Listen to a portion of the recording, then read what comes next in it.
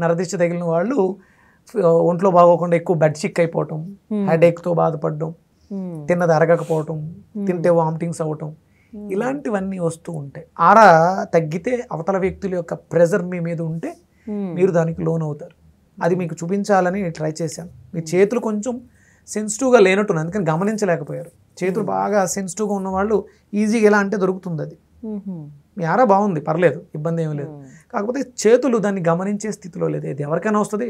చూసేవాళ్ళు కూడా చేతులు రెండు ఇలా పెట్టి ప్రాక్టీస్ చేస్తే రెగ్యులర్గా inhale hold exhale hold inhale hold ఇలా 10-15 మినిట్స్ ప్రాక్టీస్ చేసే రోజు మీకు ఆరా తెలుస్తుంది. మీ ఆరా చూసే వాళ్ళకు కూడా తెలుస్తుంది. మీరు కొంచెం రెగ్యులర్గా ప్రాక్టీస్ చేయండి. సెన్సిటివ్ తెలియాలంటే మీరు చేతిలో బేకింగ్ సోడా వేసుకుని చేతులు వాష్ చేసుకుంటే చేతులు సెన్సిటివ్గా క్లెన్స్ అవుతాయి. ఓకే, క్లెన్స్ అయిన తర్వాత ఇలా మీరు పెడితే మీకు తెలుస్తుంది. మీ ఆరా మీకు టచ్ అవుతుంది. మీ ఆరాని మీరు గమనించగలుగుతారు. మీ అన్నమయ ప్రాణమయ విజ్ఞానమయ అన్ని కోశాలని టచ్ చేయగలుగుతారు.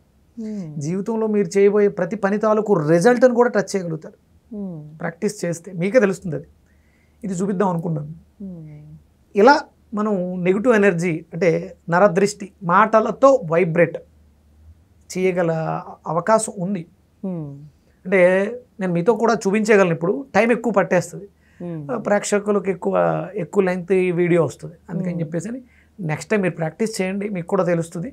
దాన్ని బట్టి మిగతా విషయాల్లో అప్పుడు మాట్లాడవచ్చు. ఇందులో మీకు ఏమైనా సందేహాలు ఉన్నాయా? ఇప్పుడు మీకు ఇది నరదృష్టి అని చెప్పాను, తగిలింది, మీకు నరదృష్టి వచ్చిందమ్మా, మీ ఆర తగ్గిపోయింది, తెలిసింది కదా. నరదిష్టి తగిలితే తలనొప్పి వస్తుంది, కళ్ళు చూడలేకపోతాయి, ఆకలి వేయదు, లేకపోతే ఎక్కువ ఆకలి వేస్తే ఎక్కువ తినేస్తున్నాం, తిన్నది అరగదు. ఇవన్నీ నరదిష్టి వల్ల మనకు వచ్చేటువంటి సైడ్ ఎఫెక్ట్స్. ఇది అర్థమైంది.